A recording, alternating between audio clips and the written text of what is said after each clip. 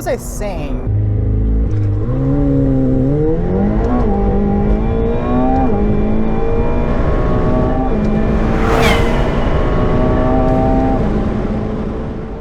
What is up, guys? My name is Brent Ruiz and welcome back to my YouTube channel. As you can see, we're in my house right now, but right over there is the garage and there's something very, very special in there, which I'm gonna do an awesome video on today. So let's go inside and let's see what it is. Boom! The McLaren 720S. I have had the past couple of days with this car, and I can tell you guys it's been a really awesome past couple of days. Now, I'm gonna be reviewing this car today, but this is actually a very special review for me particularly because I'm actually considering buying one of these cars.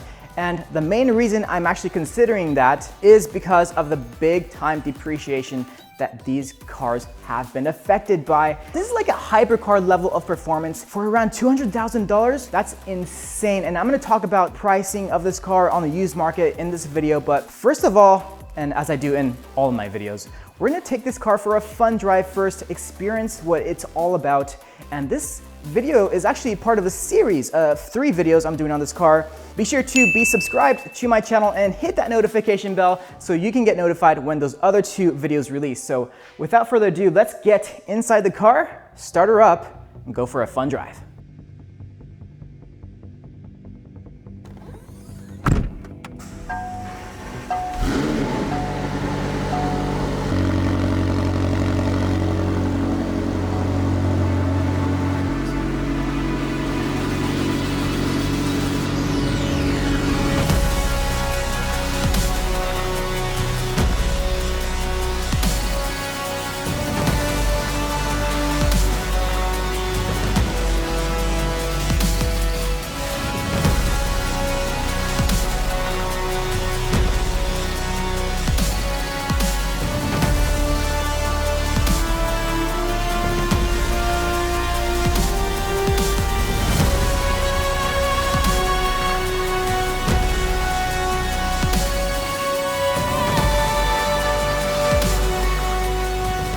Okay guys, just getting this video started with a fun drive.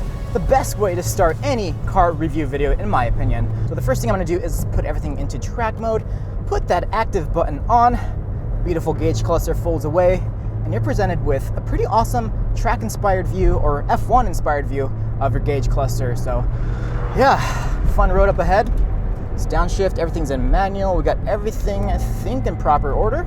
Now, the first thing I want to say about this car, which has been absolutely mind-blowing past couple days that I've had it, I'm releasing an awesome POV drive video of me driving this car hard on some nice canyon roads. So please subscribe to this channel if you are not already. Hit that notification bell because I do not want you guys to miss that. But let me just give you some more of this really absolute incredible driving that this car offers. It is absolutely mind-blowing.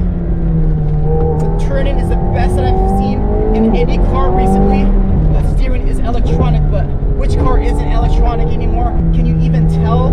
It is just... oh, the speed is absolutely impressive as well.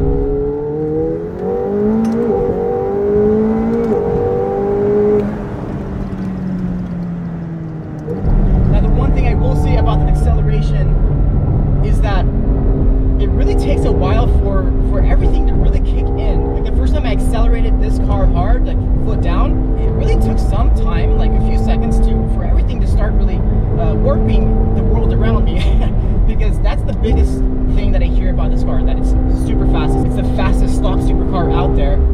And I was really expecting to be blown away, but I wasn't initially. And then I realized the way that they built the torque curve in this car, there's not really too much at the bottom and the lower gears. Where it really gets crazy is when you're like 3rd gear and over, usually 4th gear, when you're already going like, oh my god, there it is. When you're really going over like, well, I'm not gonna say the speed, but over 55 miles per hour. But yeah, the speed is one thing. But when you combine that with its insane handling, oh my god. Okay, the car doesn't sound too good, but this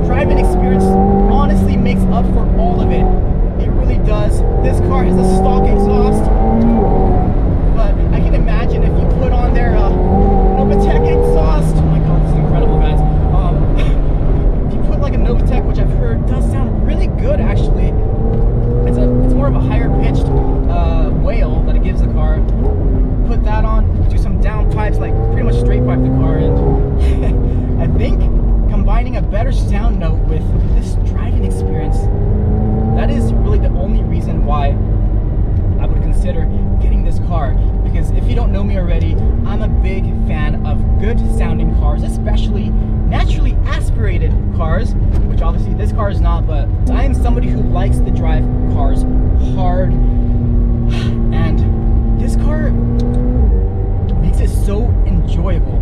The braking is off the charts. You can really feel the effectiveness of that air brake when it goes up, when you're really like hard on the brakes, which I have really tested the past couple days, and I'm doing a little bit of today as well. The carbon ceramic brakes that are on this car are awesome, but that air brake, you can really feel it.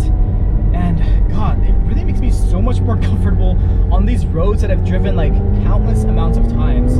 I can find myself braking later and later into the corner than what I usually would. Now, the other thing I really like about this car is the steering wheel. It's very thin, and the 93 grip, this grip is absolutely perfect. I am not losing grip on the wheel at all. This is really race car inspired, because race cars have these very thin steering wheels, and I love how it feels.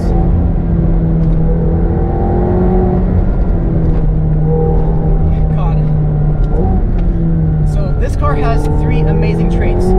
Number one, the handling. Number two, the speed. And number three, the brakes. But I really have to say that I would put the braking performance above the speed in terms of impressiveness, because okay, this is ridiculous, guys. Oh my God, okay. The turn-in is the best that I've ever seen. How did McLaren pull this off? I've never had that big of a smile on my face. I've done go-karting back when I was younger, and this is just like a giant go-kart for the road. Oh my God, I think I actually do need one of these cars.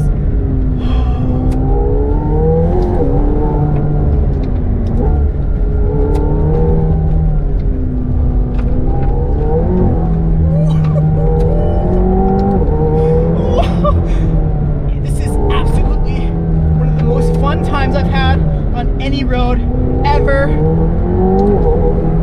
And the traction control is so lenient. It doesn't like really block the power when you're on a little bit of a slide. Okay, my mind is actually kind of blown right now.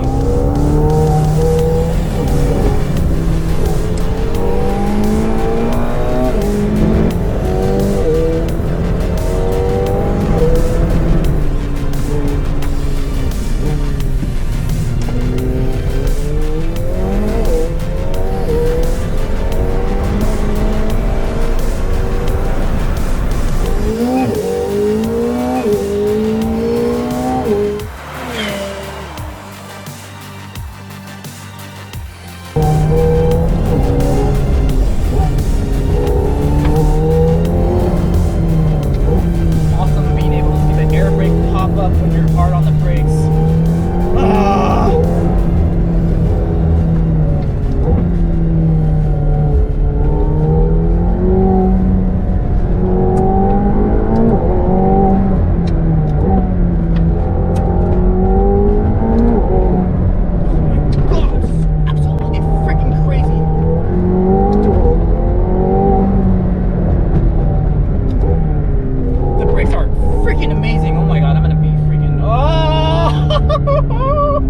Yeah, dude!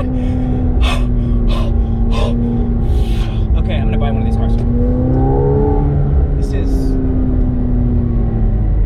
gonna buy a 720S. I'm gonna buy a 720S. Okay. Let's do a launch. Foot on the brake. Whoa!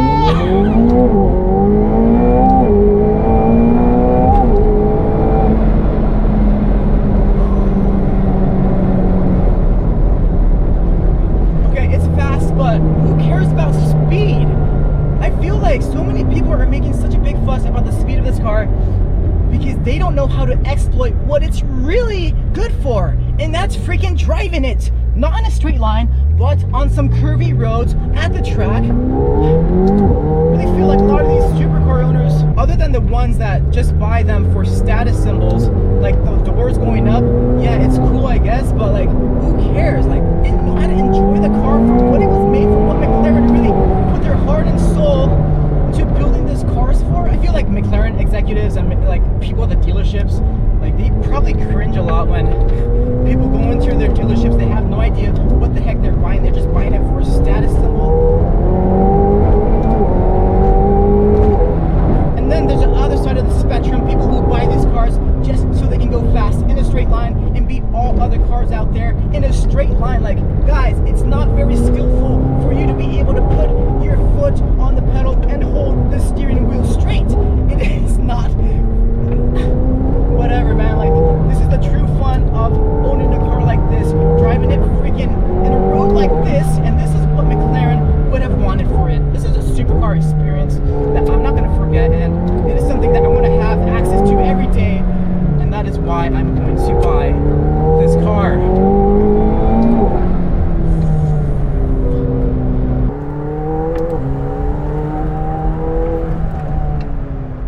This is a car that I would be itching to take to the track, just seeing how fun it is here on these canyon roads, which, I mean, I'm driving fast, but I'm driving safe. And I know of these roads, I've driven them countless times. There's not much resonance in here, but I'm being very careful. The track is one thing, but the next best thing are roads like these. And I mean, let's face it, guys, a lot of people just don't take these cars to the track. But when I buy one, that is probably one of the first things I'm gonna do.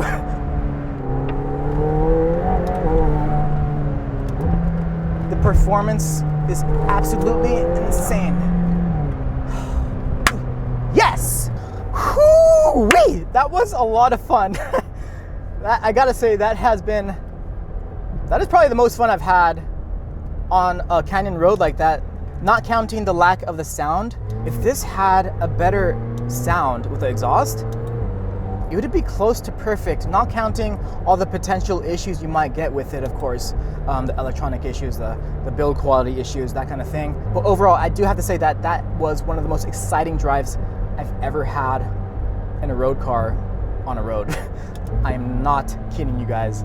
Absolutely blown away by this car.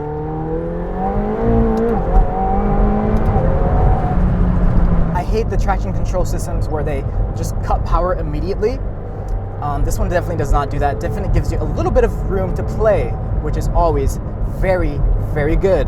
And the other reason it's so impressive because it just grips so well. I've been taking corners on roads that I've driven countless times way faster than I would usually take them. And it's just because this car gives you the confidence that you need to do that.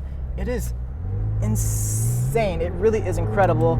So the stock tires that come with this car are Pirelli P0 Corsas, and it's just giving me so much confidence. I haven't heard any type of squeal from the tires. For a standard like non-R tire, I'm really, really impressed with these Pirellis. All right guys, so that was a ton of fun. I have the AC on and I'm kind of sweating in here still, but I want to talk about the shift paddles. The shift paddles are really big, which is really good. The bigger the better when it comes to shift paddles. They have a really great tactile feel when you actually shift them. They use McLaren's awesome rocker system so you can shift up and down with one hand. The only real thing that I don't like, or don't prefer at least, is that the shift paddles are attached to the actual wheel and not the steering column. That is par for the course for McLaren's, but it is something that I did have to get used to a little bit because it is something that I'm used to on the Ferrari, having them on the steering column. But driving those canyon roads just now, I could tell that I never had to remove my hands. Even on some of those hairpins, I never had to remove my hands from this 9-3 position, which is perfect if the paddles are going to be in that position on the wheel. And let's talk about the suspension real quick. As we enter the highway, I'm going to put everything actually into comfort mode. I'm going to turn active mode off, and let's see how comfortable the ride gets. You can definitely tell that proactive suspension technology that they have implemented into this car, it's incredible because the monocage 2 chassis, the tub, the carbon fiber tub that this car has, you would think that the car is going to be as stiff as a rock on the road no matter what suspension you're in. But that technology where they're using on the dampers, they have sensors on both the top and the bottom that adjust to whatever road surface you're on. It's incredibly comfortable now just cruising here on the highway. I could definitely see myself using this car as a daily driver, no problem, absolutely no problem. All right, so the road back there was closed, so this is literally the only detour. I am not kidding you guys, the 720S is navigating this road incredibly well. You probably can't tell because of the wide angle on this camera, but there's lots of little ruts in this road, and the 720S is like totally deleting them from the ride right now. So very, very impressed again with the suspension system on this car. All right, so just switching to some regular city streets here, let's talk about what I mentioned in the introduction, the insane depreciation that has hit this car. The number I'm about to tell you guys right now is not a joke. It has been researched. There's another channel on YouTube called 4-Wheel Trader, which made a great video on all of this. If you can believe this, the average loss of value that 720Ss have on average in their first year, after their first year, is $106,000 on average. And this is data spread across all of the cars actually, from 2018 into the new ones in 2020. So on average, $106,000 loss in the first year. Oh my God, that's insane. Like if I was an owner of a car from new, of a 720S from new, and I realized that I had taken that hit, I don't know what I would do, but I would not be happy. But that's a really good news for all of us, people like me, who are actually looking for cars like this on the used market. And I gotta tell you guys, just looking at the used market right now, current prices, this is June 2020 when I'm making this video. Just a quick browse reveals to you that the 720S is nearly under $200,000. In the next 3 to 6 months, I predict that the 720S is gonna get down another 10%. Just getting this car for even over, a little bit over $200,000 is an insane value. I really do think it is the most incredible value on the market for supercars today. It is basically a hypercar level performance of car that you're getting for $200,000. Do you guys understand that? That is insane. Okay, you also are gonna maybe have to deal with, if you're unlucky, with the build quality issues and all that stuff, the negative stuff that McLaren is known for with their cars. But if you get lucky and you get a good car, getting a car with over 10,000 miles, just get it, make sure the car is good, do a PPI on it. The ones that are driven more always do better. And just get your extended warranty, especially since I believe the McLaren standard warranty is only 3 years, so 2018 cars are going to be out of warranty next year in 2021. So just get the extended warranty. They're like $5,000, $6,000 a year. Yeah, that's a lot of money, but for the peace of mind, I think it is totally worth it. So yeah, for me, in my particular situation, I have been kind of wanting to add a turbocharged car, a fast car, because I am going to keep my Ferrari 458 forever. I have pretty much decided that. I will not let go of that car. It is the most amazing car ever in the world. But I want something on the other side of the spectrum. Whenever people call my 458 slow, well, I'll just bring out the 720 and, well, you know how that goes.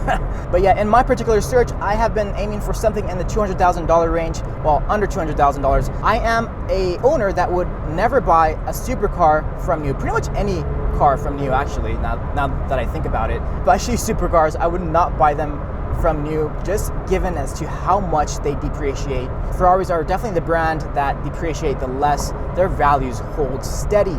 Whereas the McLarens, they're on the complete opposite side. And that is really McLaren's fault because of how many models that they continue to produce and to release and to announce. And the 720S is a car that when you option it out, you can get the sticker price up to over $350,000. This particular car doesn't really have too many options, but I have seen some stickers that are really, really up there, and God, having to take that $100,000 hit in the first year, oh my God, that must hurt. Okay, so you're probably telling yourself, yeah, the first year is obviously very, very bad when it comes to depreciation and loss of value, but what's the second year like? Well, it's a lot less, but it's still not good. On average, this car is losing just over $26,000 of value in its second year. And that trend continues, but it does flatten out. Obviously, as the years go by, it'll flatten out. But that being said, let's talk about where the bottom for this car might be. Let's compare it to the other Super Series cars, the 12C and the 650S. The general notion here is that the successor to a car in that same range will have a slightly higher premium when it comes to the bottom of the market for that car. And that has proven true with the 12C and the 650S, but not much. Like the premium on 650S is not that much more than the 12C. The 650S is another really insane value for the car that you're getting. Like, just take a look at the market right now. Just look at the used cars for 650Ss. You can get one for $120,000 to $140,000 all day long. That's before you negotiate the price down. It's absolutely incredible how much car you can get with a McLaren for so little money, but I know it's a lot of money still, but in the grand scheme of things, it's very, very cheap. So the obvious reason here that a successor to a car will have a premium when it bottoms out on the market is obviously because it's a better car, or it should be a better car. And the 720S is definitely a better car than the 650S and the 12C, obviously. The overall value proposition at this price, and I think even around $200,000, but I guarantee you guys, this car is gonna go down into the $180,000 range relatively soon, which I am a buyer at. At that price, I am a buyer. This is an absolutely amazing car. My past 2 days with it have been incredible. It has really opened my eyes to just how good McLaren is at building a track weapon car, which is still very, very comfortable on standard roads like I am driving on right now. It's incredible. In terms of the daily drivability of this car, it is actually really, really good. The storage space in this car in the front, it is very reminiscent of what Ferraris have, and Ferraris have a good amount of storage space in their frunks up in the front. But even here behind me, that space behind the seats, there's a ton of space to just put stuff in there. And you can strap the stuff down back there as well, so obviously when you're hard on the brakes, things don't go flying here in the front. Comfort-wise, what they've done with that suspension system, it's amazing. You can drive this for hours and hours. Now the seats, I will talk about, some people have said that they're not too big of a fan of how comfortable the seats are. These are the standard sport seats that come with the car. They look great. They look very aggressive. I like the way that they look. If I'm going to be driving this car the way that I like to drive this car, I would definitely opt for the more bucket style race seats, which are carbon fiber, and well, they look a lot more aggressive than these. And I do have a feeling that they'd be just as comfortable, if not more. I've always been a big fan of bucket seats and race seats in general because you really just fall inside of them, and they really keep your back like very, very upright and very just supported. So it feels good to be inside of them. Quickly, I'm going to touch on the technology in here. It is very focused on driving and driving the car hard. There's no real like creature comforts like blind spot monitoring. Actually, that's one thing I do want to talk about. The visibility. I can't believe I haven't talked about that yet. Visibility in this car, it is one of the best out of any supercar I've ever been in. The big windshield, you can see perfectly the fenders on both sides, so you can place the car perfectly when you are driving it hard. And like I said, this car doesn't have the blind spot monitoring feature, but you don't even need it in this car. The way that they have glazed the glass C-pillars, they're see-through. So you can just look over there like that, and you see everything. There's nothing blocking that pillar whatsoever. I've been in many supercars where trying to do one of those when you're changing lanes especially, and especially if it doesn't have the blind spot feature, it can get pretty sketchy, and you really have to like look in your side view mirror like that to get around it. And I'm also really impressed with the rear view mirror visibility, especially with the wing down when you don't have the aerodynamics, the active aero wing going. And even when the wing is up, it's still fine. It only really gets blocked when the air brake comes up all the way. Other creature comforts that are missing in here, adaptive cruise control. Well, who cares about that? You have standard cruise control, obviously. The screens in here, the displays, I love the gauge cluster here. The screens are really, really nice to look at. It is kind of weird when the gauge cluster here is folded up in its upright position. It is kind of like angled down a little bit, but I think the reason for that is to prevent glare. So McLaren thought about that. I do think if it was a little bit tilted up, we'd get a lot of glare, especially if you have the optional Gorilla Glass up here.